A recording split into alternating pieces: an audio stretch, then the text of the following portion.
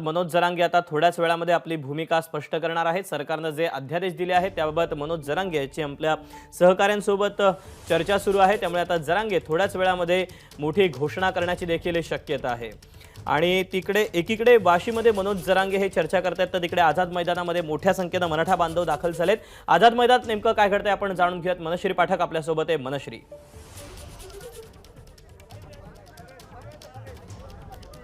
दीपक, सध्या मी आझाद मैदान आणि आझाद मैदानाच्या समोरचा जो परिसर आहे, जो सगळ्यात महत्त्वाचा परिसर आहे मुंबईचा, CSMT रेल्वे स्थानक, मुंबई महापालिका आणि हा जो सगळा परिसर आहे तो आपल्याला सध्या दिसतोय स्क्रीनवरती।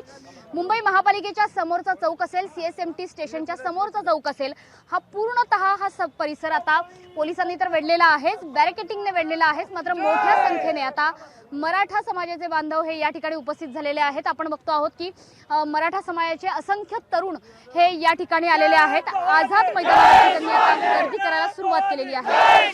मात्र जोपर्यंत मनोज जरांगे यांचा काही निरोप येत नाही तोपर्यंत आपण इथनं हलणार नाही असा सुद्धा निर्धार त्यांनी आपल्याला केलेला दिसतोय। मला सांगा की काय काय निरोप अपेक्षित आहे तुम्हाला, कोणता निर्णय अपेक्षित आहे? आम्हाला मराठा समाजाला धोरणात्मक निर्णय आवश्यक आहे। जसा 9 ऑगस्टचा क्रांती मोर्चा निघाला होता त्यावेळेस सरकारने तुरी दिल्या होत्या हातामध्ये, त्या तुरी आता आम्हाला पाहिजे नाही। आम्हाला धोरणात्मक आणि ठोस निर्णय मराठा आरक्षणाचा पाहिजे। मात्र सकारात्मक चर्चा झाली आहे, शिष्टमंडळाशी असं करतंय, अनेकांकडून विनंती केली जाते मनोज जरांगे पाटील यांना की ज्या ठिकाणी ते आहेत त्या ठिकाणाहून त्यांनी तुम्हाला सर्वांना निरोप देऊन त्या ठिकाणाहून त्यांनी परत जावं। मुंबईमध्ये आझाद मैदानामध्ये मनोज जरांगे पाटील यावेत अशी तुमची अपेक्षा आहे का? हो, जरूर आहे। महाराष्ट्राची भावना आहे। फसवा GR काढू नका, शब्दांची कुडी खेळ करू नका।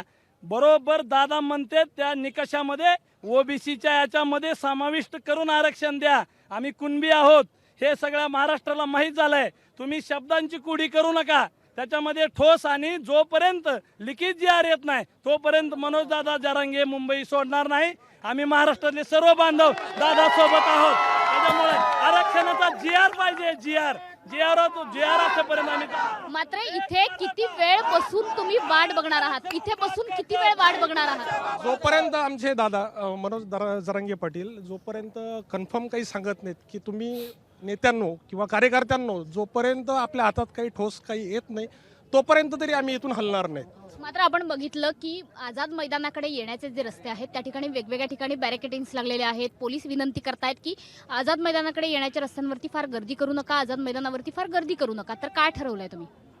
गर्दी तर होणारच, कारण मैदानावर यायचं म्हटल्यावर तर काही पर्यायच नाही दुसरा जर शासनाने काही व्यवस्था करून दिली तर मग ते होऊ शकतं, अदरवाईज काही पॉसिबल नाही। पण जरांगे पाटीलांनीच या ठिकाणी यावं आझाद मैदानावर अशी तुमची इच्छा आहे? नक्कीच आहे, कारण त्यांनी आतापर्यंत खूप 1-1.5 महिन्यापूर्वी सांगितलेलं होतं की आझाद मैदानावरती जे काय होईल ते होईल।